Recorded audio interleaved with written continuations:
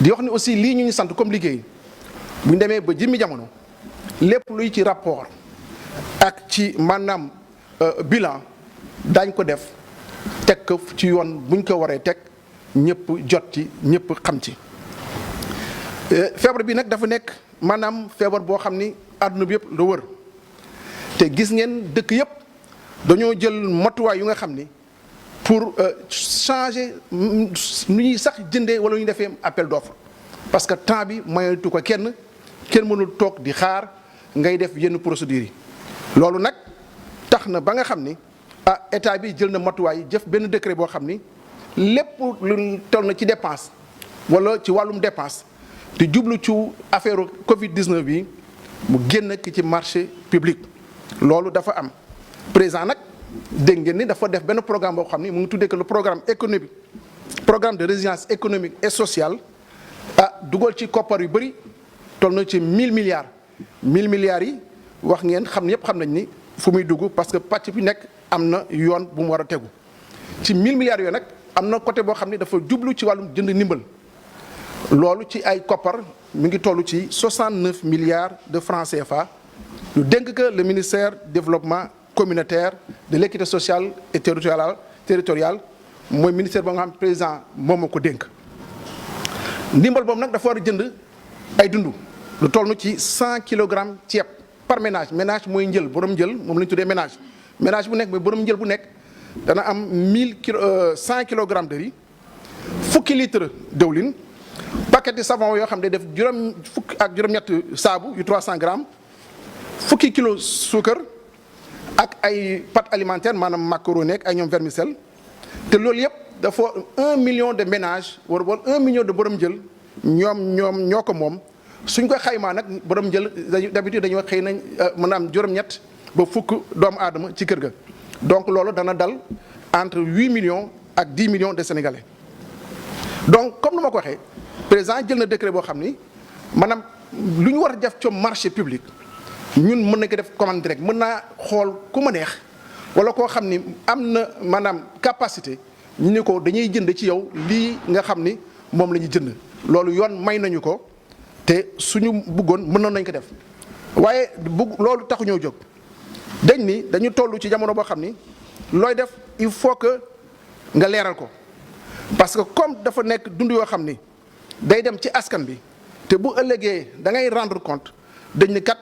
il faut que ñu def lu ñuy wax les bonnes pratiques nan la ñuy mën a gën a leeral askan bi pour que li ñu def bu ëllëgee bu mu am coow.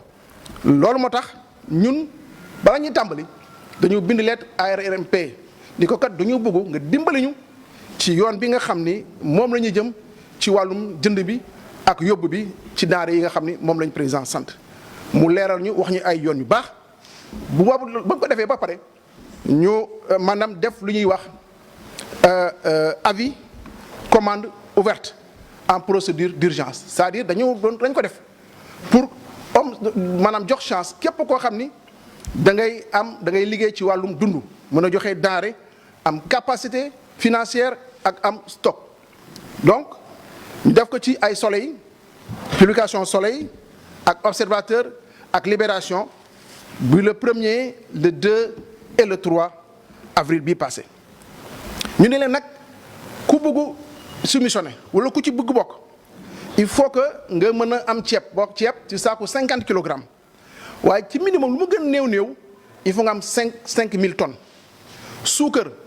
paquet la de 5 kilos wala nga def ko saagu 10 kilogrammes bu la ci neex waaye lu mu néew il faut nga am capacité am 500 tonnes garder 500 tonnes nga garder ko waxuñu ne nga dem di ko jëndi bitim réew nga ko jëndi feneen da nga koy garder. ñu ni dawlin bi conditionnement bi soit juróomi litre la wala fukki litre la waaye il faut nga am 10 000 litres yoo xam ni da nga koy garder. pâte alimentaire ñu ni kat dañ koy def ci saagu 5 kilos wala 10 kilogrammes waaye il faut nga am en stock 10 000 tonnes non 1000 tonnes autant pour moi ñu ni saabu gi.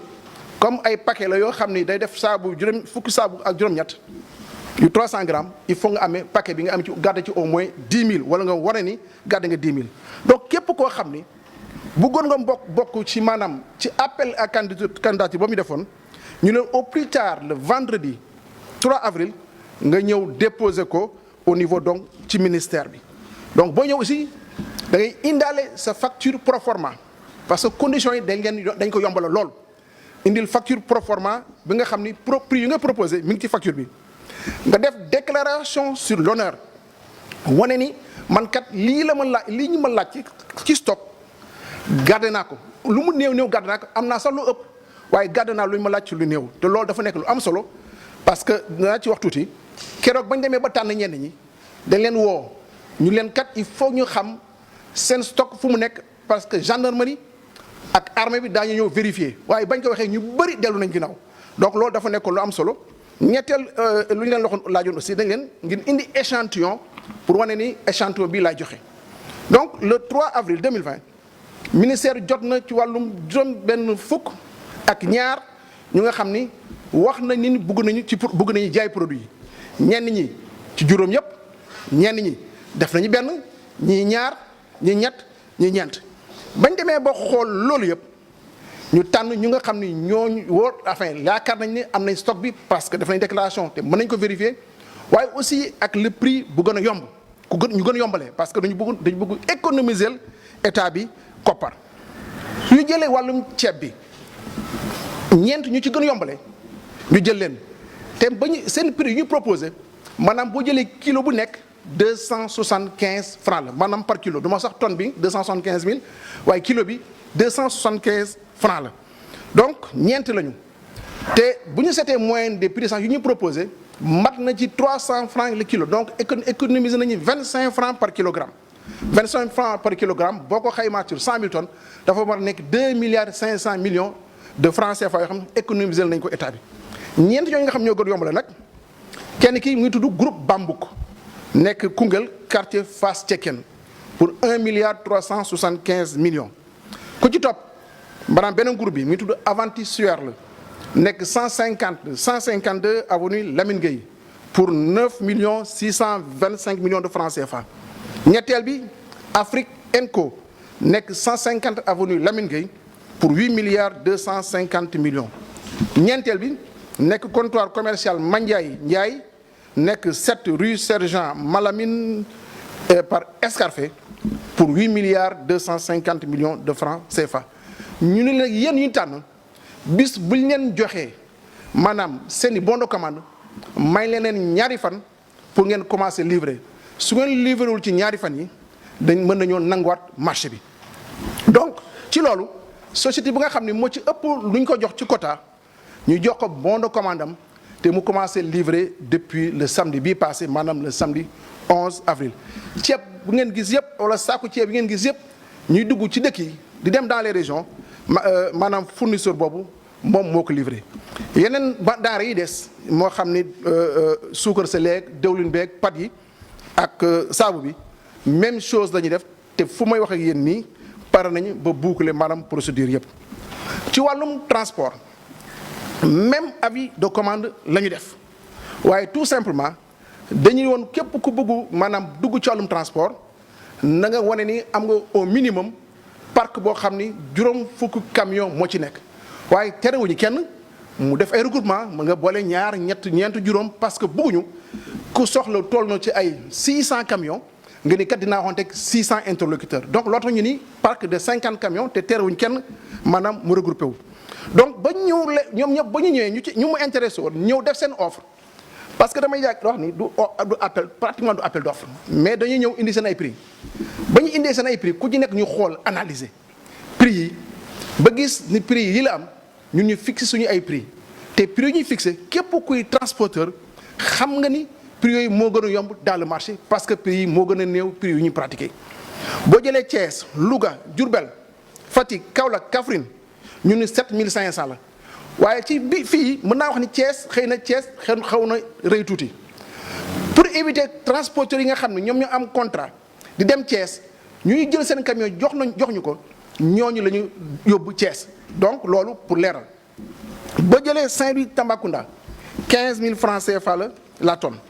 Matam Kolda Sédhiou Kédougou Ziguinchor 18000 francs CFA la tonne donc transporteurs yëpp nga xam ni ñun nangu ñu maanaam prix yooyu la ñoom ñëpp fu mu nekk nii ñu ci bëri ci ñoom tàmbali nañu yóbbu maanaam ceeb yi ci biir Sénégal donc dama bëggoon aussi informer amoon na lu ñuy wax les acteurs des transports routiers du Sénégal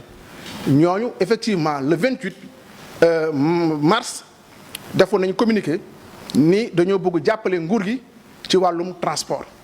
ñu réunion ak ñoom je pense le 10 tey jii fu mu nekk nii ñoom tàmbali nañu maanaam chargé maanaam seen ay camions le 14 avril bi passé ñoom chargé nañu lu toll fukki camion ak ñeent yóbbu Thiès démb chargé nañu lu mat maanaam ñeent fukk camion ak ñaar di dem Thiès di wax nag ni ci lu ñu soxla ci ay camion wax naa ko léegi toll na ci 600 camions mooy juróom benn téeméeri camion tey fi may waxee yéen ñaar téeméer ak maanaam juróom fukk ak ñetti camion donc ñooy dawagum donc maanaam ku mën na indi camion daañu leen jël bu neexee yàlla. pour terminer dama bëgg rek wax ni gis nañu camions yi di yóbbu dund yi ci dëkk yi ma defal leen tableau bi Kédougou fi ñu toll yóbbu nañu fa 1585 tonnes Ziguinchor 1038 tonnes Matam 1335 tonnes autant pour moi Diourbel 418 tonnes Dakar 396 tonnes Louga 1130 tonnes